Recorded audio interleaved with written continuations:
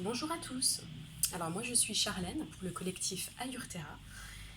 Je suis à Besançon dans le Doubs et je suis massothérapeute et aussi coach en Ayurveda, d'où ma présence dans ce groupe formidable. Alors du coup je vais vous parler aujourd'hui pour cette vidéo de la Dinacharya.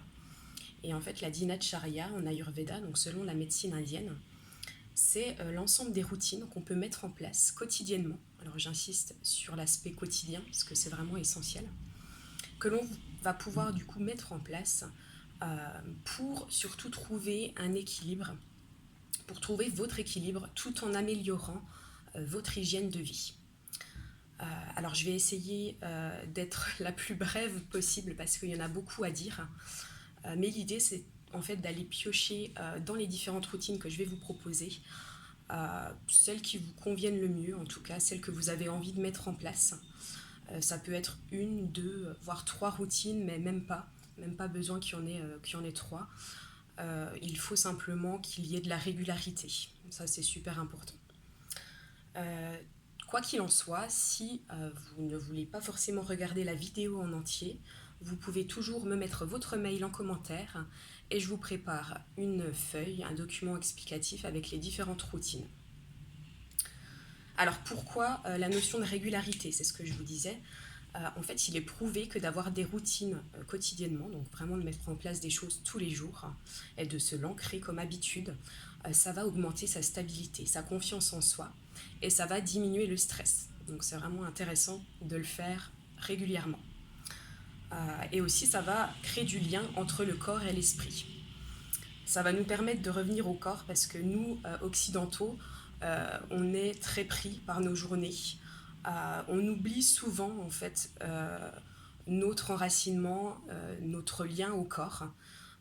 Et donc dans nos modes de vie, c'est vraiment important de faire des routines pour se sentir mieux. Alors on va commencer par le matin.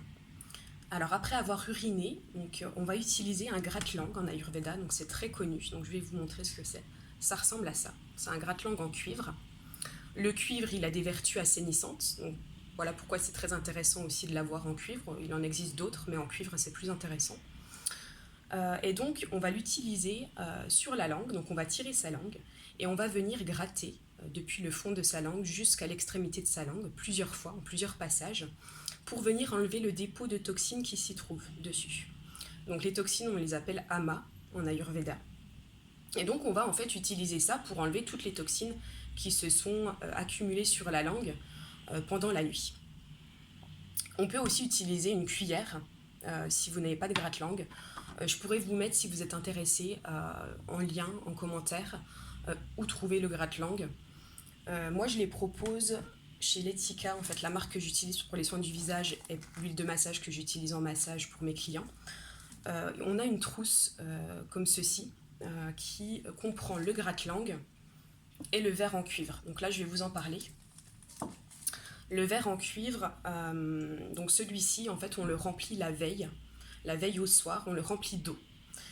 Et on va pouvoir boire l'eau le matin, donc je vais venir à quel moment on peut boire l'eau, ça sera dans les étapes après. Donc après, bien sûr, avoir gratté la langue, parce que ça serait dommage de réingurgiter ces toxines, d'où l'importance d'utiliser le gratte-langue. Voilà, donc on va passer aussi à une autre routine qui est possible de mettre en place après le gratte-langue, ou alors une fois par semaine, parce que celle-ci, elle est un petit peu plus... elle prend plus de temps, disons. Ça s'appelle gandouche. Et gandouche, en fait, le principe, c'est qu'on va utiliser une cuillère à soupe d'huile de sésame. Donc l'huile de sésame bio que l'on trouve en boutique va très bien. Et on va venir donc la déposer dans la bouche. Et avec ça, on va gargariser en fait l'ensemble de sa bouche pendant 5 minutes, mettons.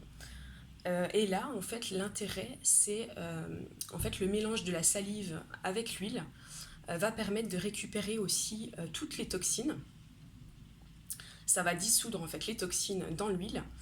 Et le principe, c'est de recracher l'huile après. Donc une fois qu'on a mâchouillé, entre guillemets, sans avaler l'huile bien sûr, qu'on a mâchouillé l'huile, mettons 5 minutes, vous allez pouvoir la recracher. Et donc recracher l'huile avec l'ensemble des toxines qui se sont accumulées aussi pendant la nuit. Et ça, je vous conseille de le faire une fois par semaine. C'est déjà chouette de le faire une fois par semaine. Et aussi, donc, je vous ai pas parlé aussi des bienfaits pour le gratte-langue. Hein. Ça va permettre... on va avoir des effets pour la laine, donc on va améliorer la laine. Et puis donc pareil avec Gandouche, on va améliorer aussi la laine. Et puis on va apaiser aussi les gencives, donc ça va être aussi un rôle important. On va diminuer les caries. Et puis au niveau de la gorge aussi, pour les gorges sèches, ça va aussi apaiser et ça va faire du bien à ce niveau-là. Donc une fois qu'on a tout enlevé ces toxines qui se sont accumulées pendant la nuit, on va pouvoir, selon l'Ayurveda, boire un verre d'eau chaude. Et c'est aussi l'intérêt du verre en cuivre. C'est que là, le cuivre, comme il est détoxifiant, on va avoir un peu plus de bienfaits qu'une simple eau chaude. Donc on va pouvoir boire l'eau chaude ensuite. Donc par principe, l'eau que vous aurez mis la veille sera froide. Donc vous pouvez toujours la mélanger avec une eau bouillante sortie de la bouilloire. Donc mettez cette quantité d'eau dedans. Vous allez la verser dans un autre verre et puis rajouter l'eau chaude ensuite en équivalence. Ou alors, si vous n'avez pas de verre en cuivre, vous pouvez tout à fait boire simplement de l'eau tiède. Ça sera très bien comme ça aussi. Donc vous pouvez faire moitié eau froide dans votre tasse, moitié eau bouillante qui sort de la bouilloire. Et donc ça va réhydrater le corps, améliorer la digestion. Et je vais vous évoquer aussi rapidement le citron, parce qu'on entend beaucoup parler des cures d'eau chaude et de citron le matin. Et alors c'est parfait, c'est magnifique, simplement il ne faut pas le faire tous les jours. Parce que là, on va aussi avoir l'effet d'acidification du corps, c'est-à-dire que le corps va finir par s'acidifier, ce qui n'est pas le but. Donc le mieux, ce que je vous conseille, c'est de le faire en cure 2 semaines.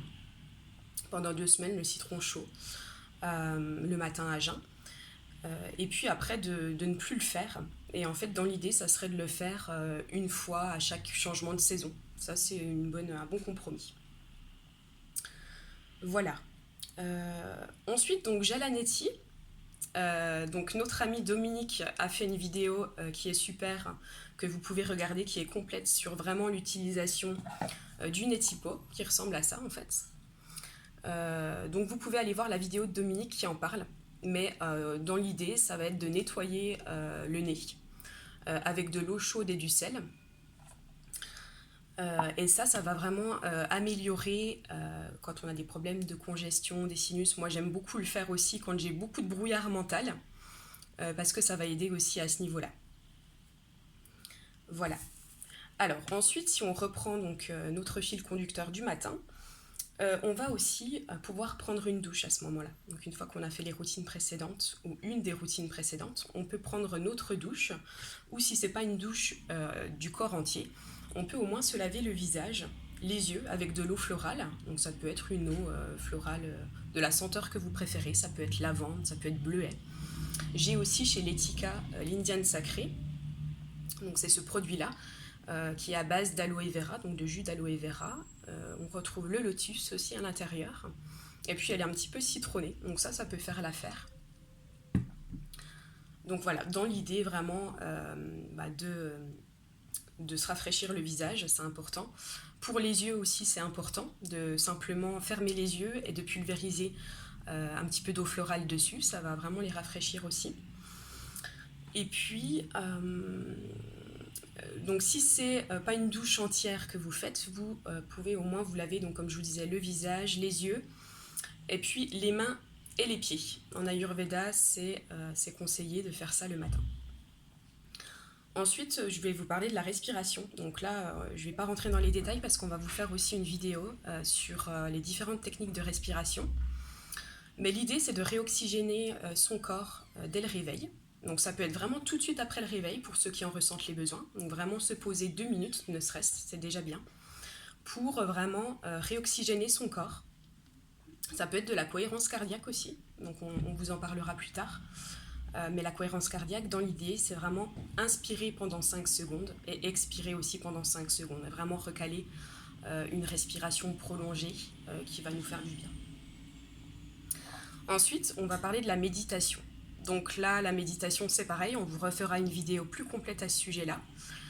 Je pense que les bienfaits de la méditation ne sont plus à démontrer. Et donc, pour ceux qui n'ont vraiment pas l'habitude de méditer, ça peut être aussi se connecter sur des applications où là, où on a des voix qui nous guident, et ça nous permet de le faire plus aisément, si on n'a vraiment pas l'habitude. Je vous mettrai, si vous êtes intéressé, des liens d'applications dans les commentaires, n'hésitez pas à me le faire savoir. Et donc là, la méditation, ça va nous aider à nous réancrer tout simplement, à quitter un petit peu le mental et puis à faire une place au corps et à l'esprit. Alors là, je vais vous parler aussi de mettre son corps en mouvement. Donc ça, c'est une chose aussi importante. Ça peut être en douceur avec des stretching, donc des étirements. Ça peut être quelques postures de yoga, ça peut être des pilates. Donc à vous de choisir ce qui vous convient le mieux. Mais ça peut être aussi un footing pour ceux qui en ressentent les besoins. Ça peut être dès le matin sans problème. Voilà. Donc à chacun de savoir ce qui est vraiment bien pour lui. Ce qui est aussi très sympa de faire, c'est écrire. Ça va être par exemple écrire ses attentions de la journée. Ça peut être juste la taille d'un petit post-it, où là on va se faire une petite to-do list pour la journée, sans bien sûr, sans écrire la to-do list de la mort qui va nous faire nous mettre en pression, qui va nous faire, qui va nous mettre frustrés si on n'atteint pas les objectifs de la journée. Donc bien sûr, vous pouvez vous faire une to-do list, mais en vous respectant et en ayant juste quelques intérêts pour la journée et quelque chose importante à faire.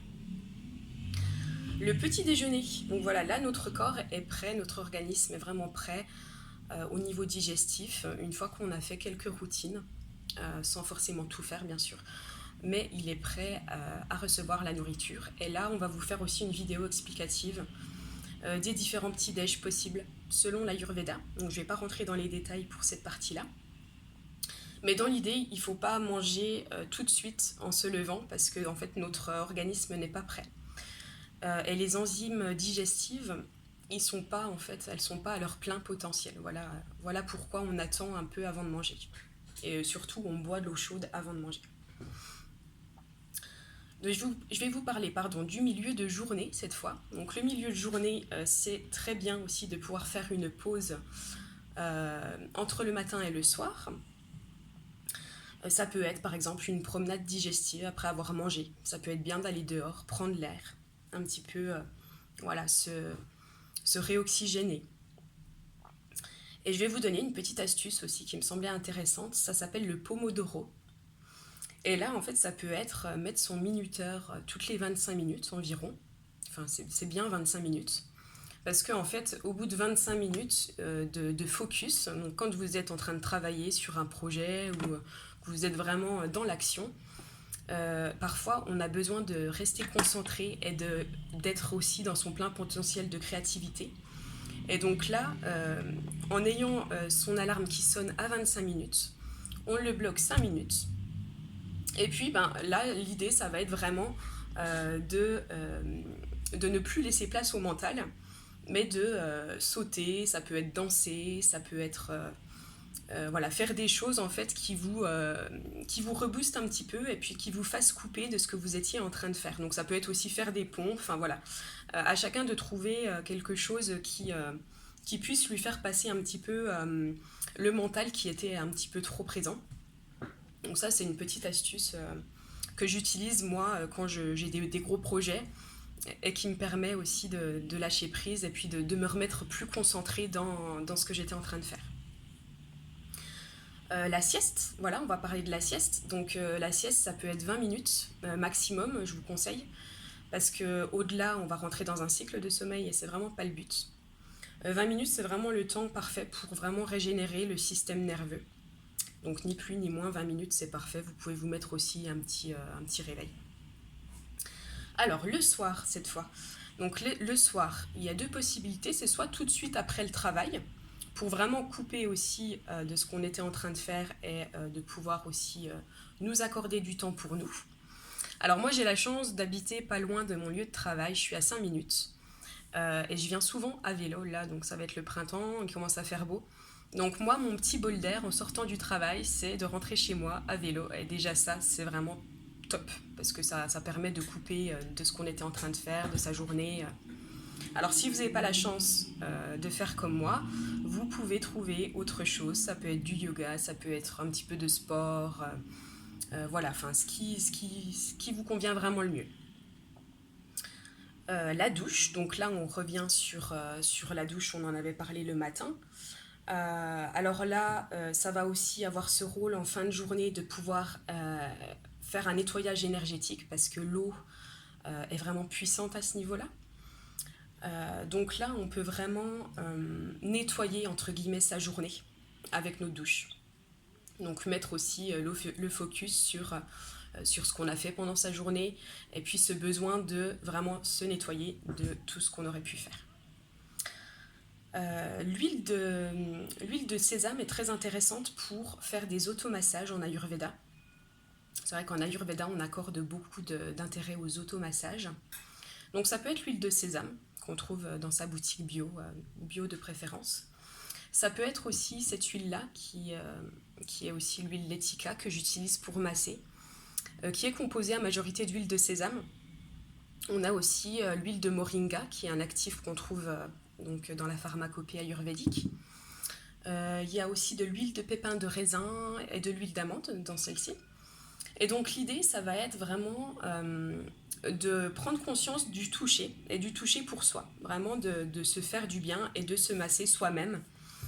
Et le mieux, donc ça va être vraiment de prendre sa douche chaude ensuite. Donc peut-être pas forcément dans la minute qui suit l'automassage, mais ça peut être voilà, rester encore un petit peu avec l'huile sur sa peau et puis prendre sa douche chaude un petit peu plus tard. Et donc là, ça va favoriser du coup la pénétration de l'huile de par la température de la douche. Donc ça, c'est vraiment top. On vous fera d'ailleurs une vidéo sur l'automassage parce que c'est vraiment chouette, il y a beaucoup à apprendre. Et donc l'idée, c'est de le faire une fois par semaine, c'est bien. C'est un bon rythme de le faire une fois par semaine, de s'octroyer un petit peu du temps pour se masser. Voilà, bah écoutez, je crois que j'ai fait le tour de tout ce que je voulais vous dire par rapport à ça. Simplement, ah oui, j'ai oublié quelques trucs. Donc le soir, quand vous vous couchez, le mieux c'est 1 heure avant de couper ses notifications, hein, de couper tout ce qui est internet, les écrans, etc. De limiter ça vraiment 1 heure avant le coucher. Ça va vraiment favoriser le sommeil, ça va apaiser aussi le mental. Voilà, donc ça c'est vraiment important. Et puis le soir, ça peut être aussi faire du yoga. Moi je sais que je pratique le yoga 5 à 10 minutes le soir avant de me coucher. Ça fait partie de mes routines du soir et ça m'aide beaucoup à mieux dormir, à m'apaiser avant de trouver le sommeil et de me coucher. Après, voilà, comme je vous disais, c'est vraiment à chacun de vous de trouver ce qui lui correspond le mieux. Donc ça peut être le matin ou le soir. Ce qui est aussi super et que j'adore, c'est de me masser les pieds le soir aussi. Donc je garde un petit peu d'huile de sésame ou j'ai particulièrement un baume aux huiles essentielles que j'utilise, que je laisse en fait sur ma table de nuit. Et je me masse les pieds avant de dormir. Et ça, c'est génial, je le conseille à beaucoup de mes clients pour vraiment s'apaiser. Ça va réancrer aussi, ça va réancrer le corps. Donc c'est vraiment très intéressant de faire ça avant de se coucher. Ça peut être vraiment 2 minutes top chrono, mais aussi il faut savoir que les pieds sont beaucoup sollicités. On marche, on a toujours, ils ont toujours notre poids. Donc c'est vraiment important de s'occuper aussi de ses pieds et de les masser. Voilà, donc ça c'est une petite astuce pour le soir avant de se coucher. Voilà, écoutez, en tout cas, j'espère que ça vous aura aidé, que vous allez pouvoir un petit peu piocher dans ce que vous trouvez juste pour vous. N'hésitez pas en tout cas à me dire ce que vous en avez pensé, c'est important, en commentaire. De me dire également si vous avez des questions, j'y répondrai avec grand plaisir. Et puis simplement, vous pouvez me retrouver sur Besançon pour les Bisontins. Je suis aussi du coup disponible pour des accompagnements individuels autour de l'Ayurveda, pour tout ce qui est massage bien sûr, et puis soins du visage avec la marque Letica. Voilà, bah écoutez, je vous souhaite de passer une très bonne journée et je vous dis à très bientôt et à très vite pour de nouvelles vidéos. Au revoir.